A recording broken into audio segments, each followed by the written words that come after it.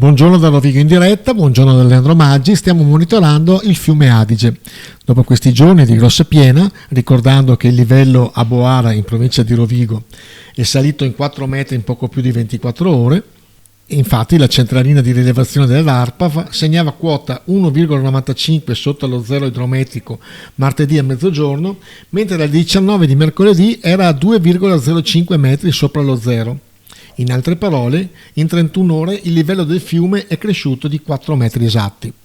Il picco è stato raggiunto alle 16 del 1 novembre con 244 cm sopra lo zero idrometrico. Poi c'è stato un lieve ribasso della quota fino a 239 cm alle ore 19. Come vedete dalle immagini, la situazione, perlomeno alle foci, non desta nessuna preoccupazione.